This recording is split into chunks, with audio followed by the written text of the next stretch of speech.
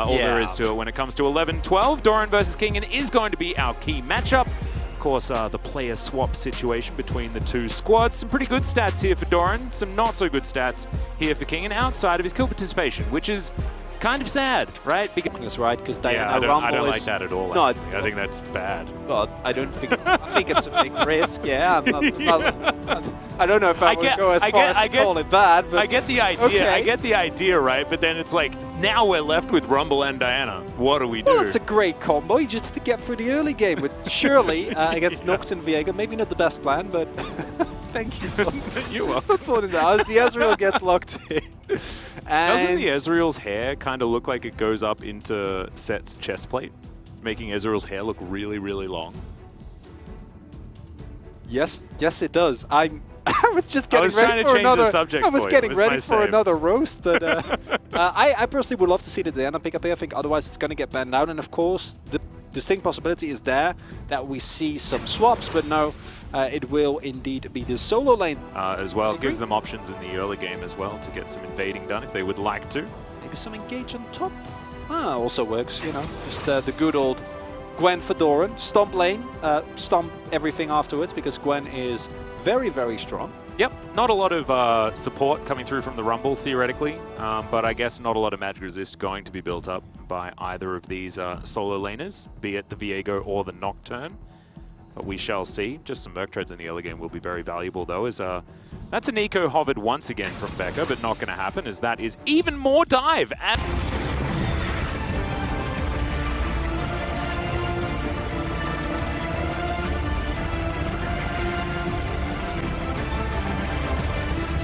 Clear advantage with how good the Umbra Blade's passive is early on, though. Potentially baiting here, as Soka's going to run away to the bottom side of the map. That's the fear. Gets rid of Dove, but that's the flash over from Blank, and Solka's going the wrong direction. Blank will land absolutely everything he needs to, invest the flash, but there's first blood. Goshik here is, okay, he's eventually going to get out. That is the QE landing, though, from Goshik, because he's doing a fair bit of damage. Dustbringer to come through with a bit of extra, and that should be Blank just going down, so some revenge for Solka, and an overstep for Blank.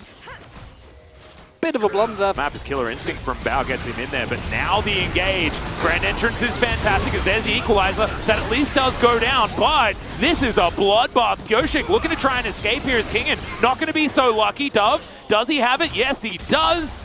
He's going to get a whole bunch of his health back, and Becca will fall as well. So the first blow was landed by DRX, but it did not really work. Fortunately for DRX, they were able to pick up the Herald, because otherwise play is just a disaster. Set picking up a bunch of kills, and here we see the threat that this composition provides, and why it's so frustrating, even this early on, to play into the Braum, because he's able to stack his passive on multiple people really easily. And from there on out, you know, you have the equalizer. Soka immediately has to get out of there once the passive gets on top of him. Gwen is Gwen. Yep. I think that really suffices. And another problem is that Viego, yet again, not really getting up the chain of resets that you're looking for, right? Because how for Fisher, there's just not that much you can do because the disengage is so strong.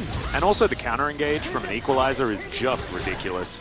Not to mention the fact that Doran can be there and try and get a bit of damage down as Solka's going to go in.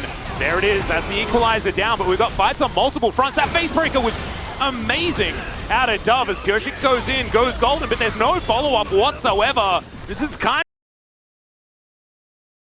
of...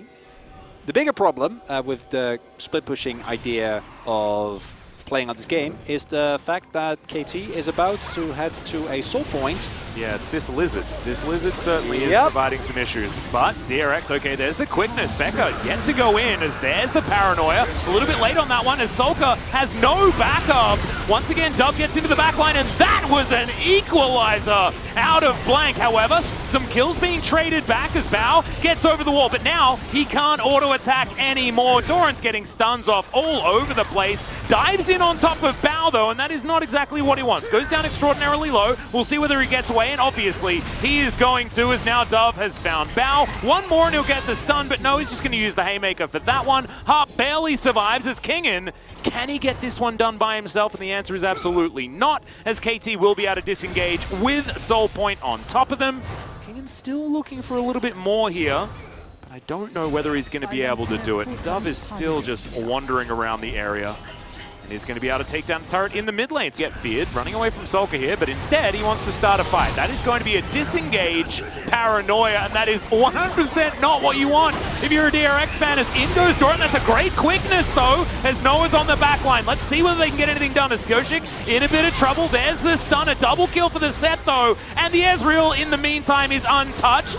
Kingen is going to be able to find himself the ability to use some set moves, but I don't know whether it's going to be enough, as he has to go back to being Viego now, and that is going to be the ace for KT, and should mean the Baron, as Blank is available and Noah's there with some DPS, but there are some low death timers. I don't know whether they are going to go for it, but no, Noah's going to say, yep, this one's ours. And as DRX, as you pointed out, the defensive paranoia is never how you want to start the fight. Once the teleport comes in, DRX realizes we need to get out of here. And it's looking okay, and here you see why the Diana is picked when they go for the re-engage here in an attempt to salvage the situation.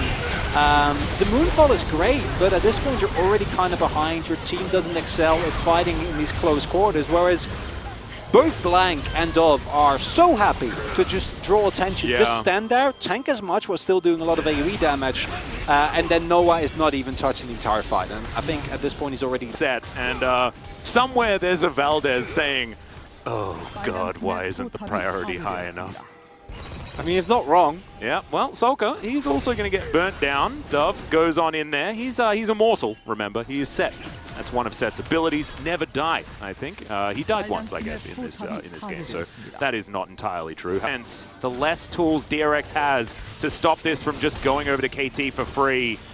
KT looking for a potential turn, as there's the Moonfall to go in. Okay, equalizes down. Lots of AoE happening here as Harp will fall down. Noah off to the side, not exactly getting too much work done, as now the front line is trying to make it happen, and Dove, he's just unkillable. It's a triple kill for the set, and it looks like we're not going to need an Infernal Soul. It looks like this game is just over. And we see the remnants of the magic of DRX Atlas. I think in spring, that's the kind of engage they find where they turn the entire game around. But that doesn't work here anymore. You can't fall this far behind and then try and salvage it with a single good play. Teams in the LCK need to learn.